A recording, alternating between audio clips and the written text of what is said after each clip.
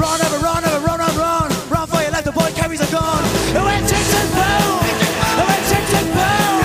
It went tick, tick, boom. It went tick, tick, tick, tick, tick, tick, tick, tick, boom.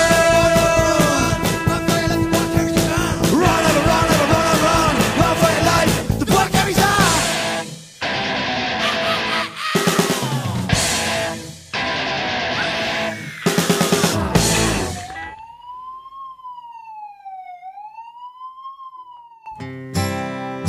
Will the EU destroy the European Union just to save the euro? In the classic western The Outlaw Josie Wales, Clint Eastwood, when he knows a guy is spoofing to him, comes out with the brilliant line, "Don't piss down my back and tell me it's raining."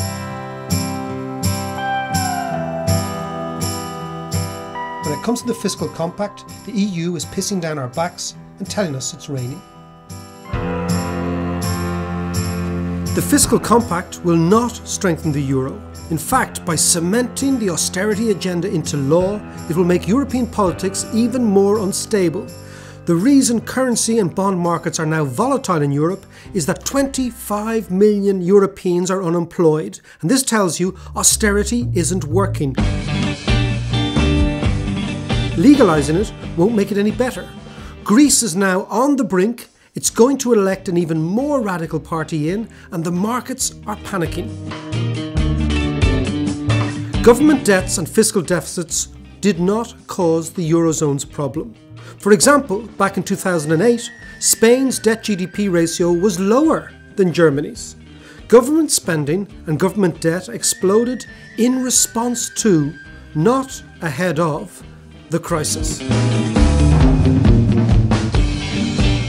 The crucial thing to keep in the back of your head is financial panics do not cause the destruction of wealth. Financial panics merely tell you the extent to which wealth has already been destroyed by reckless speculation.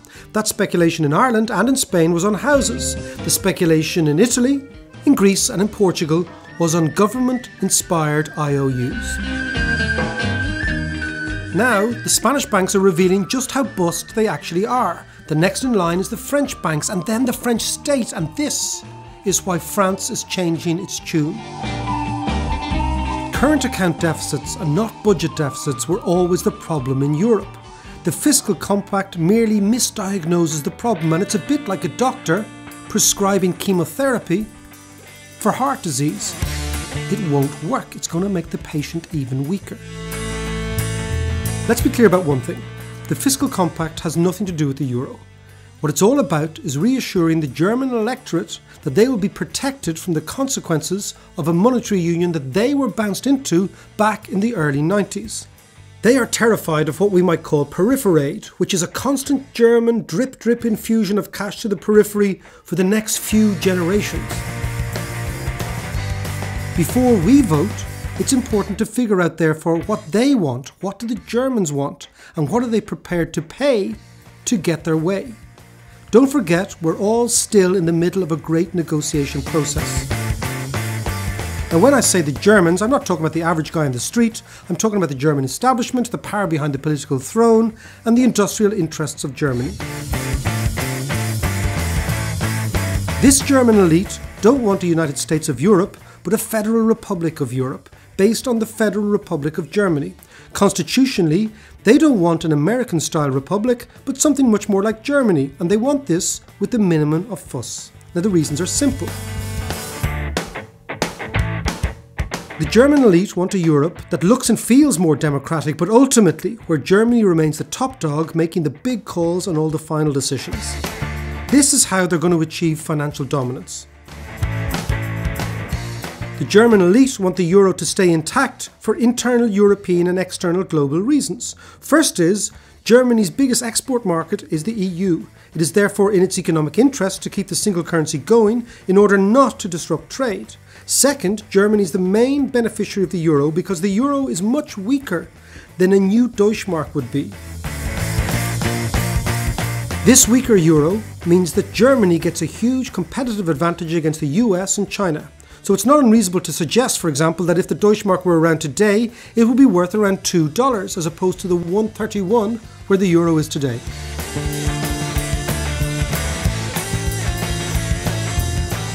Again, the reasons the Deutschmark would appreciate rapidly against the dollar are simple.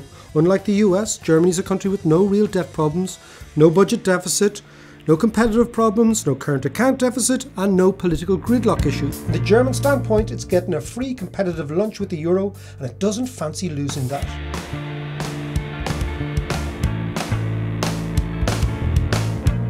So what do they want?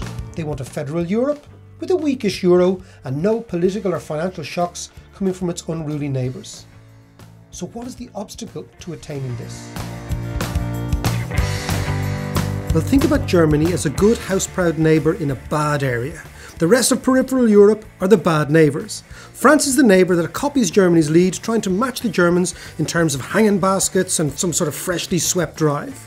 If you've ever had a neighbour that copies your home improvements, you'll know all about how annoying this can be.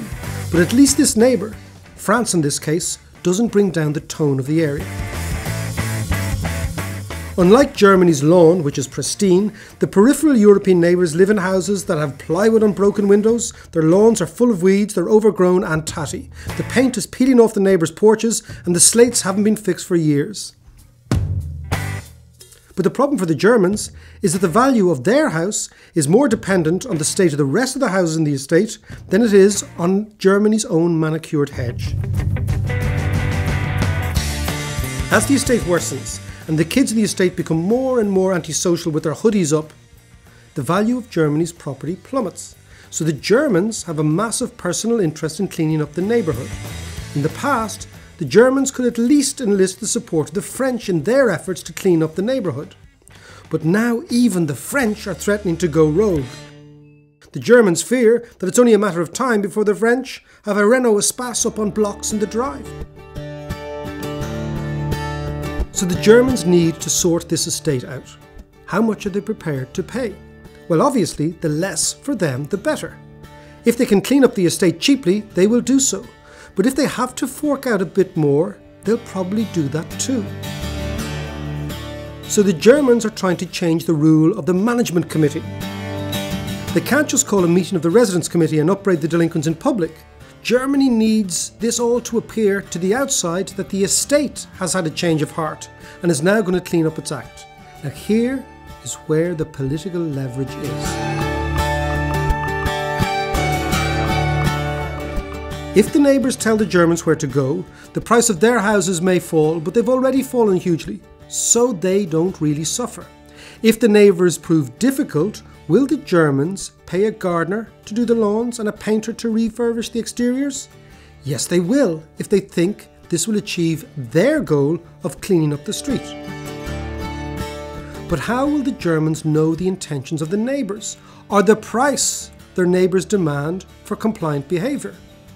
Well, obviously they're not going to know unless we tell them. Are we now going to give ourselves away cheaply?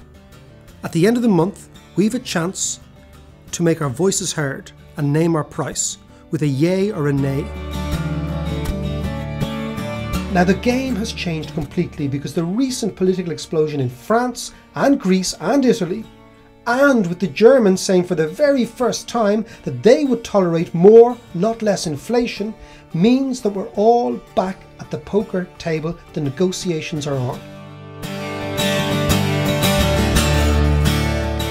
For us Irish about to vote, let's remember another American expression. In a poker match, you have 3 minutes to figure out who the fool is. And if you haven't figured that out within the 3 minutes, the fool is you. The game is on.